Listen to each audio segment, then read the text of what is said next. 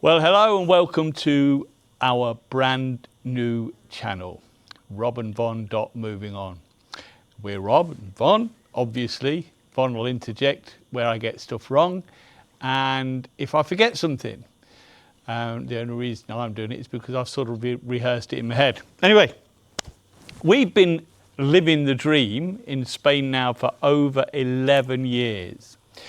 We're in a little town, or we're just outside a little town called Alcocebre, which is on the Costa Adar, which is the orange blossom coast.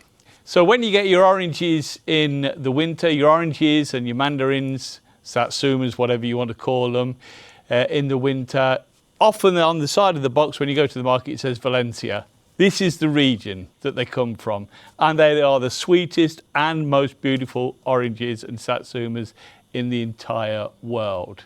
Well, we think so anyway. Now, we've moved here just over 11 years ago. You know the story, to escape the rat race, to escape the traffic, to escape the awful climate, and to escape British politics. And that's all I'm going to say on politics. I'm not going to enter into that again, I promise. So we moved here and into this little place. We've been in this little house now. It's called a finca. It's like a small holding. And when we moved here, the pool wasn't here and stuff like that. It was all orange and mandarin trees, around about 200 at the time. And we were naive, as most of us Brits often are when we move here. We were. And we got here in December. It was December the 28th that we actually moved down here, when we jumped into the Old Works van with our old faithful rescue dog Bodger, my best mate, and with my brother Steve, actually, who followed us down. I've got many stories to tell you about Steve, and he'll come up later on in our story because he is pivotal in our story, is Steve. But anyway, we moved down here. Totally unprepared. Got a solar system. We live off grid here. There's no electricity here. Our water's from, we still don't know where. It's over there somewhere. It's agricultural water and it's cheap as chips. So it costs us 13 cents a cubic metre. I'll work that out. Have a look at your water bill at home and you'll see that it's pretty darn cheap. Everybody in However, it's not drinkable. No, you can't drink it. We've got a filter system and UV that makes it drinkable, reverse osmosis. But they're available very readily here, so it must be quite common. So we're off grid.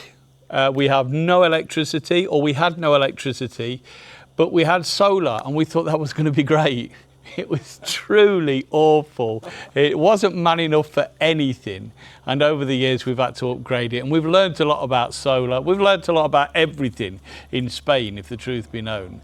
We had a lot of nights by candlelight. Candlelight, and me going out in the middle of the night and getting petrol from the petrol station to fill up the generator to give us electricity again. At times, in the beginning, it was a bit of fun. After a few months, it got a little bit boring, let me tell you that. It was great fun in that January because it was all new and we had a big roaring fire that Yes. was supposed to throw out a lot of heat, but most of it went up the chimney. And we had all these candles and it was so romantic. It was lovely. It was. We had to sleep in the living room because there wasn't a bedroom in this place. We've had to have that built on later on. And so this place was built here just for a chap to entertain his pals and have paellas and things like that. So it wasn't really built for living in, No. and we've had to adapt it. We did a lot of work in the first year, which sort of leads me on to the next point. When we were going to move in here, we were moving in here and we were going to have 3 months off, and we were just going to enjoy Spain and settle in. Well, because we built the pool and this, that and the other, we ran out of money very quickly. We did. And we realised that we had to go out and do some work. So as someone who's become a really good friend of ours, his wife was doing cleaning of apartments and villas, and she'd had enough We can understand why now. But anyway, she'd had enough and she was going to start another business, which has turned out to be a very successful business. She owns a beauty shop in town now. But it meant that there were a good number of people who needed their apartments and villas cleaning. And so that got us started. And we weren't proud, you know, we'd got good jobs back in the UK, but when we came here, we weren't bothered about cleaning loos and stuff like that. We just got stuck in, built a bit of a customer base up and started cleaning houses and apartments. And also, because I was in the pool game in the UK, started cleaning and maintaining swimming pools and gardens. Von a lot better with gardens than I am, but we just needed to do something to earn some money. And that's what we did. So we started our little business called Trinity Property. We called it Trinity Property Services to begin with. Initially, until a customer and friend turned around to us and said, actually, the way you do things, guys, you're more custodians. So we thought, oh, we like that. So we changed it to Trinity Property Custodians, and that's what we are to this day. So we got here, we landed, we started to learn an awful lot about how to live in Spain off-grid, and we started to upgrade the solar as well. And over the years, we've added an enormous amount. We've now got lithium batteries and all that. Anyway, that's a bit boring, but we got to the point that we're now pretty self-sufficient. But one thing that we realised when we got here was that we'd got 200 and odd orange trees, mandarin trees. What the heck were we going to do with them all? They were all ripe in the January. They were ready to go. Thousands of them. They were. And so we just set to and we picked a load. I think we picked 16 crates because we were going to and from the UK quite a bit, moving stuff down and moving back. So we took 16 crates back with us to the UK to give out to family and friends, which went down well, and they are gorgeous. But it got us to thinking, look, we need to do something. We can't just sit on them. And so, well, in the UK, what do they do, or what did they used to do a lot? Every July, self-pick strawberries. So we started a web page for Villa Mandarinas, because that's what we called the house, because it never had a name in the first place. Didn't have a street number. Didn't have anything. Didn't have a street. So we had to identify it. We had to make a name, and we said the fruit house, this, that, and the other. But we settled on Villa Mandarinas or Villa Mandarinas, and so we started to advertise. And this was the second winter though, because I think the first winter we lost just about everything, didn't we? We weren't here long enough. Just take them off the trees because they ruin the trees if you don't, and they had to be disposed of. It was an absolute crying shame. And the gardener who was looking after the place when we got here, when we moved in, he said, if you want, I'll get my kit and I'll go. And we went, no, don't go anywhere, please. We don't know what we're doing. And his name's Bouch, he's Moroccan, and he's been with us ever since. And so he said, you've got to get these all off the trees because they'll damage the trees. They'll suck the goodness out of the trees and you won't get a good crop next year. So that's what he did, and he got rid of them. So preparing for the next season, a lot of people think there are 2 seasons a year on oranges and mandarins. There's not. I did. I used to think that because somebody told me so, but they're not. I mean, at the minute we are now in June, and they're just starting to appear. They're just tiny little green balls at the minute. So they blossom in sort of April time, and then by the end of November you're picking your fruit. So it does take quite a while, and it's a long season. But the smell of the blossom is overpowering. Yeah, we go for walks often in the campo, in the countryside, and April time, it's just mind-blowing because there's a lot of them have been ripped out, the trees, but there are still thousands and thousands of trees out there, and it's just absolutely mind-blowing, the smell. But anyway, so we made this Facebook page called Villa Mandarinas, and we set to advertise in it. And the following winter, we got people coming from Valencia. Now it's about an hour and a half away. We got people coming from Zaragoza, which is fairly It's heading halfway up between here and Bilbao. And so Everyone's Googling now, where is Zaragoza? well, that's right. Well, if I can learn how to do it now, please forgive us because we've never done editing or anything. So if we can learn how to do it, we'll pop all these places down as we go along, as I learn to edit it, as we learn to edit it. So that's what we did, and that started to become really quite successful. I've got my little list down here because I can't remember everything. Well, also while we were doing this, and we'd open. I think we opened most days, didn't we? 3 or 4 days a week and Saturday morning. Something like that. Always Saturday morning. Always Saturday Yeah, morning. a few days a week. And people would say to us, well, any chance for a cup of tea or a cup of coffee or something? And so we thought, oh, OK. We'd only got a kitchen inside at the time. And so we started to make teas and coffees. And we went, hang on a minute, we ought to be charging for this. We've got to earn a living when all's said and done. So that's what we did. We started to charge for teas and coffees. We got a little Krups machine to do the coffees with.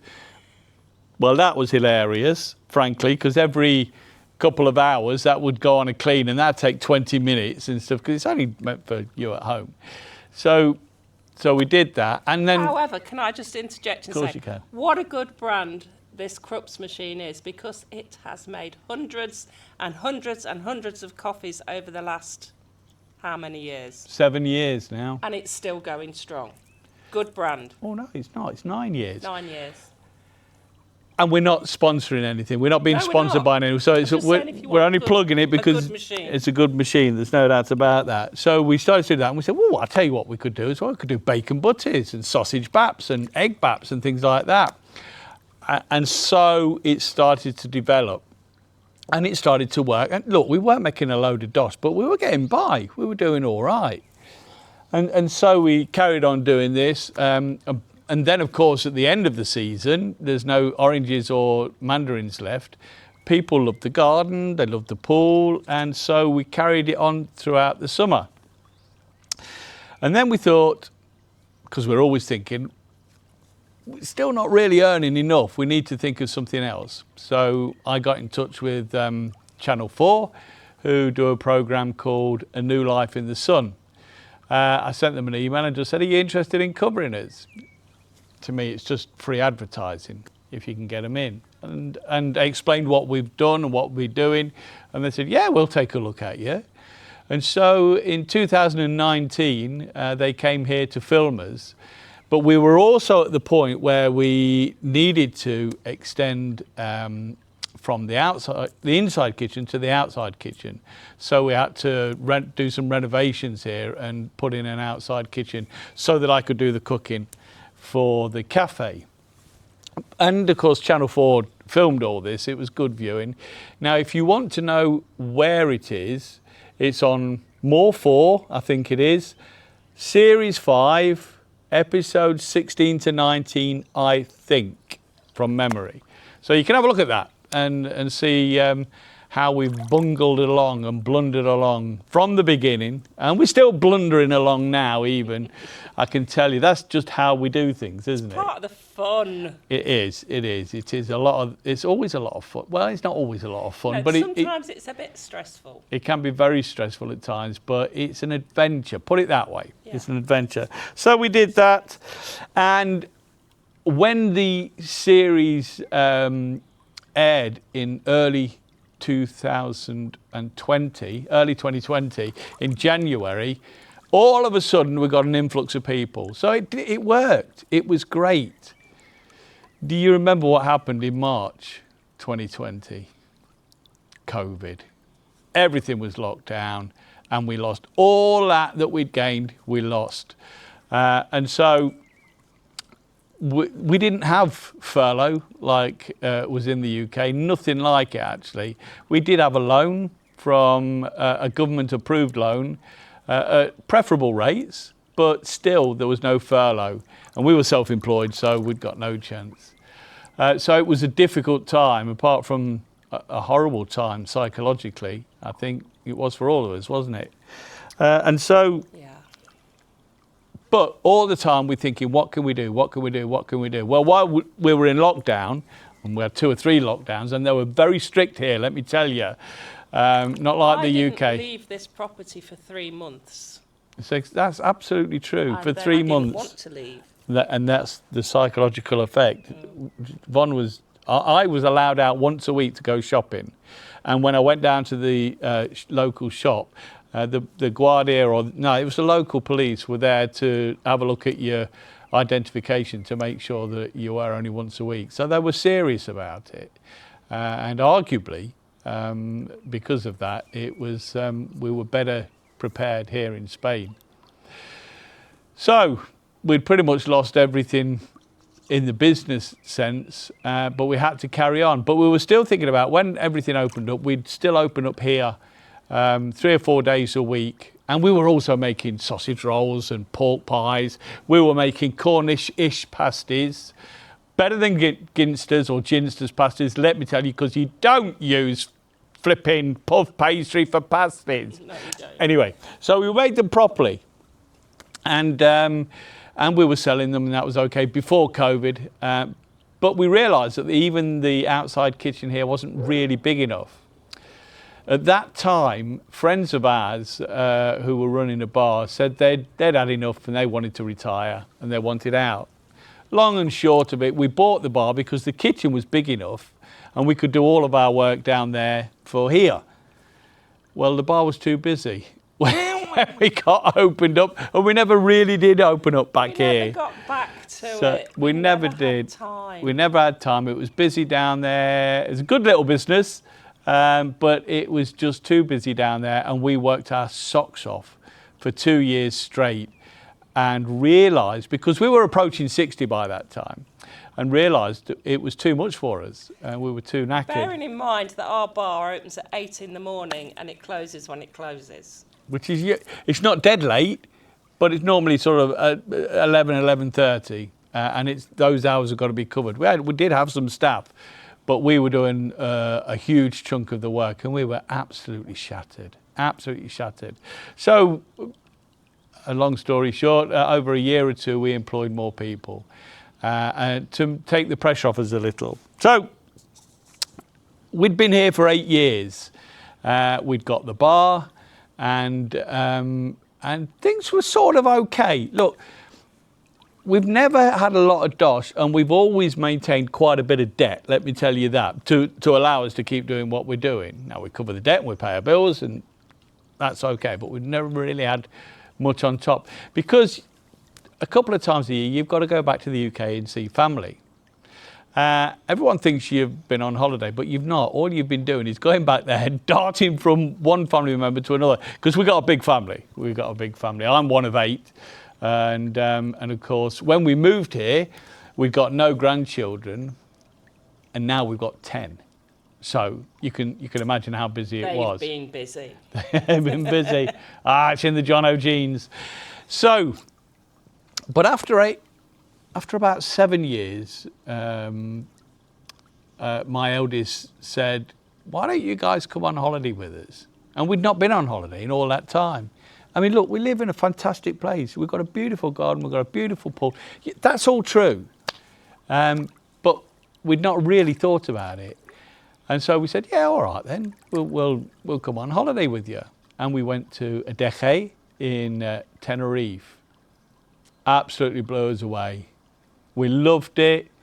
We realised what we'd been missing. And this is why at the beginning I sort of put we've been living the dream in inverted commas, because it is a dream, it really is, but it's really hard work. Really tiring, particularly when you're coming up to your 60s, and now we are in our 60s, and you do need a holiday, you need a break, and so we realised that we needed to do that, and since then we've been booking holidays ever since. That's been costing us a packet, but that's another story. So we had to then make some decisions. We put the bar up for sale, and we got some interest. There was even a bloke from Ethiopia or Nigeria wanted to come and bring me a bag of euros. A vicar. Yeah, he said he was working for his boss, a vicar, who would give us the money in cash in a paper bag. And Unless you No. can put the money in the bank, I'm not interested. So that one fell through. And it, look, our bar is quite, we'll take you around it. But it's quite different in as much as during the daytime, it's very Spanish and actually multicultural. There's quite a number of different nationalities who get in. But at night, it's really quite British. Monday nights, we've got quiz. On Wednesday night, we used to have karaoke, but we've got an issue with the licence at the minute, which we're trying to sort out. Thursday nights, darts and cards with the boys. Friday nights, fish and chips, of course. So it's sort of two bars in one. And we wanted to make sure that whoever was going to come and take over would not do everything we did, but would have their focus on our existing customers, who are largely our friends as well. I mean, one of the, a Spanish lady, Emelina, who was our Spanish teacher, she has her classes in there 3 times a week. Yeah. It's important to her and it's important to us. And it always feels like a place, this is what people tell us, of safety. If you're feeling down, if you need a quiet time, if you need to just get away from it all, they know they can come and sit on the sofa at Agora and they can stay there all day if they wish. We don't care. Now, that was important to us when we took over the bar, to make it almost like a community hub, a safe space. I know it sounds corny and twee, but we really were insistent that that's what we were driving for. I think we've done that. There's no backslapping here, but I think we have done it, and it's a lovely spot to be. So we then, because it wouldn't sell, we then had to take a different approach. We had to build on the garden and pool business again and get more customers in for that to give us some extra income. And we had to then put more staff into the bar. Now in 2026, where we are now, is we've got a manager in the bar who's managing the bar, and we don't have to do very much at all. We'll probably have to do a bit over the summer, but we don't have to do very much at all. So we're now in the very fortunate position of being able to get out and about and do things. And I would guess we probably consider ourselves as semi-retired now. So that's where we are. That's where we've come from. And this is the first video in a series. I wouldn't say that this is going to be sequential, these videos, because clearly we're recording this one in the middle of the summer, and the other ones that you'll see were started earlier on. It was our full intention to do this video earlier on in the season, but we just never got round to it. But anyway, that's us. We're Rob and Von, and we're moving on. What does moving on mean? Well, you'll start to see as we go through. I fancy a swim, don't you? I do. Well, that all ended rather suddenly, didn't it? You can probably guess what happened next.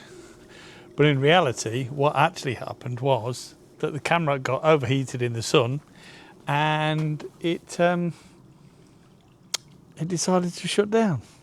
So you only missed about 5 seconds. So I just thought I'd have a little wander around the garden and show you what's what. Von's doing a bit of gardening somewhere and a bit of watering and stuff. So I'll just give you a little bit of a tour, shall I? It's obviously much later in the evening and we're not going to be bothered about continuity and all that nonsense. But here we go. So here we are. It's the garden. And these are a couple. This is one of my favourite trees actually, because it's his. They must have put a. I don't know what the word is. I can't remember now. Can't think of words. Very good at that at my age. They must have grafted on a branch, because on the right hand side it's a navel orange, and on the left hand side it's a mandarin tree. So it's one of my favourite trees. And so these are all orange trees and mandarin trees. I'm just going to try and see if I can see any on them, so you can see how small they are at the minute.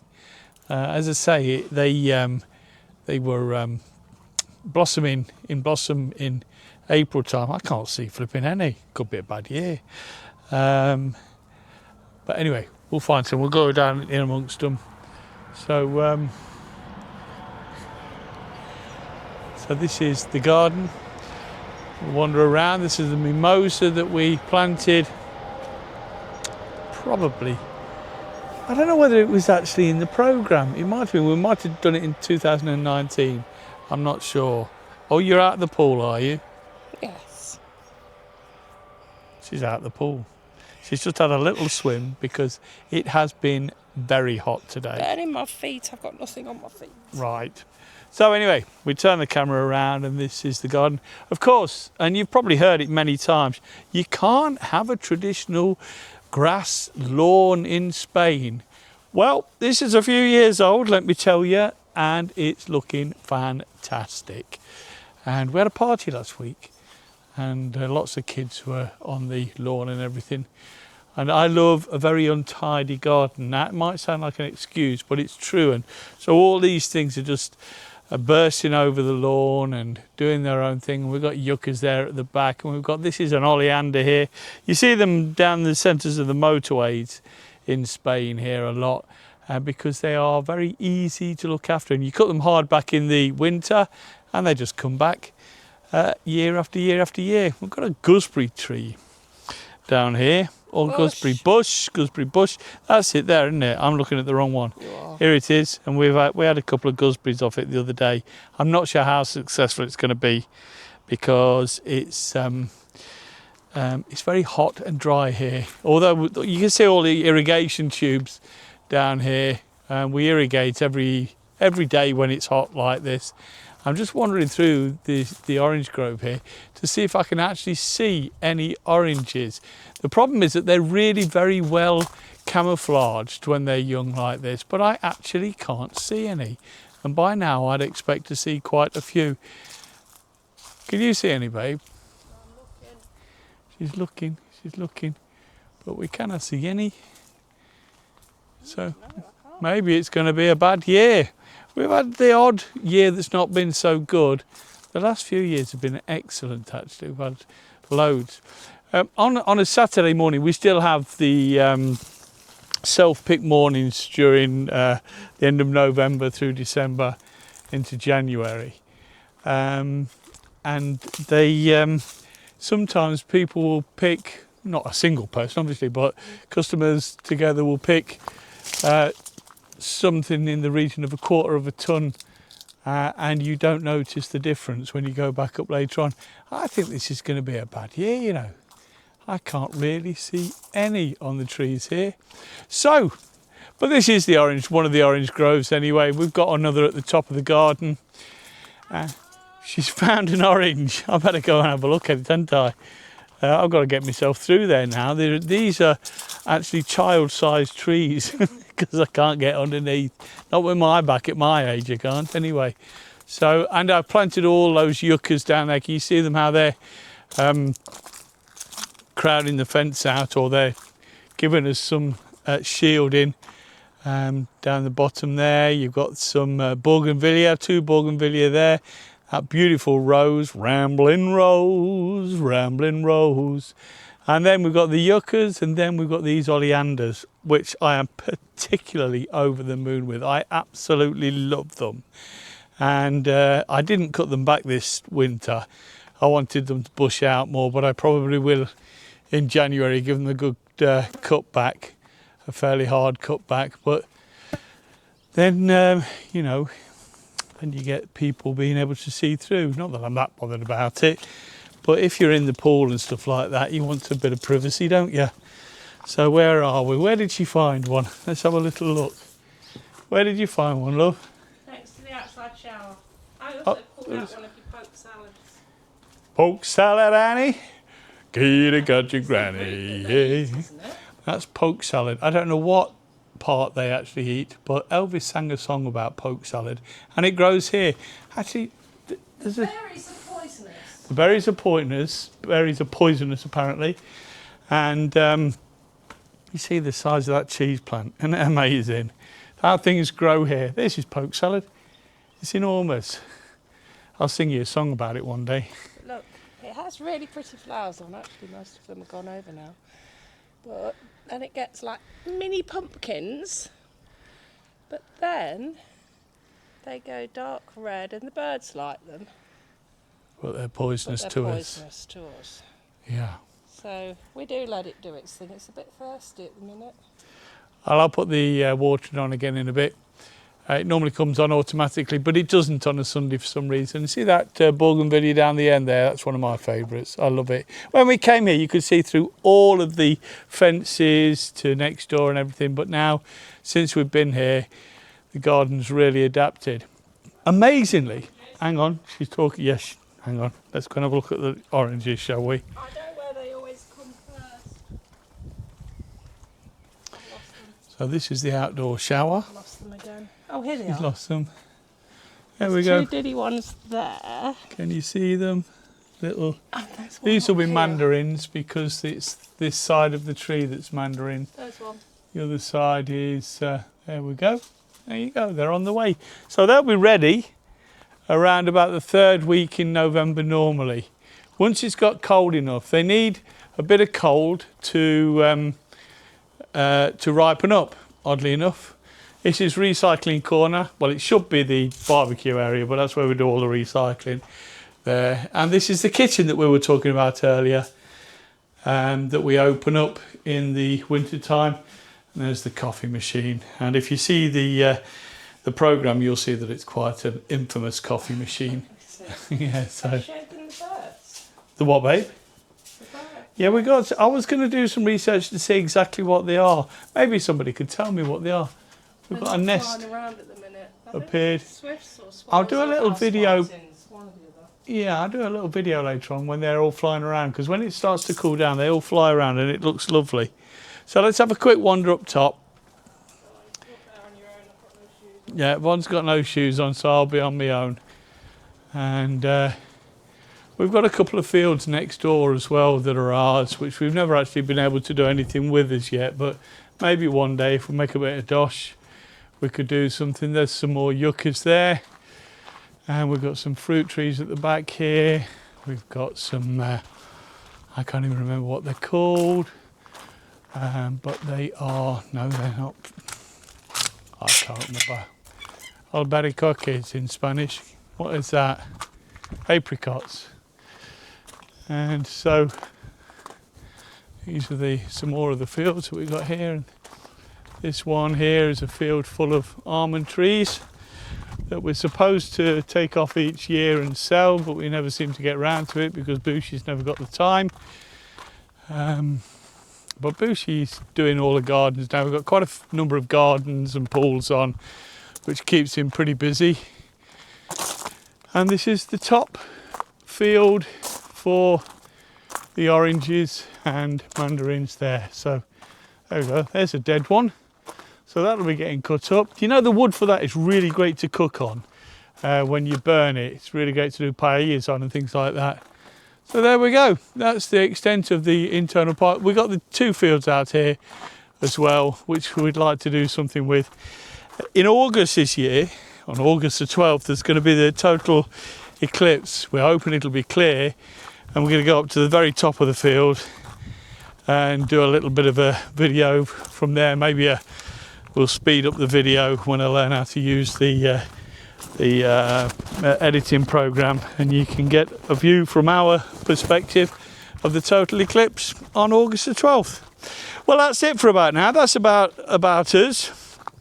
And what we'll do is we'll pop this up fairly soon, and then you can start to follow us if you want to on our little journeys around the campo, around the countryside, as we take a walk around the countryside, and some journeys. We've been on a couple of amazing journeys, but I can't tell you anything about that now because, well, it's top secret.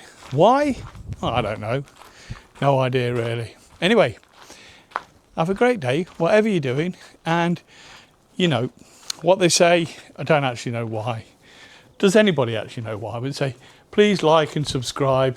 It does us a lot of good. Who says? And who knows? But anyway, if you would, that'd be very great. We'll be very grateful. Thank you. And we'll see you soon.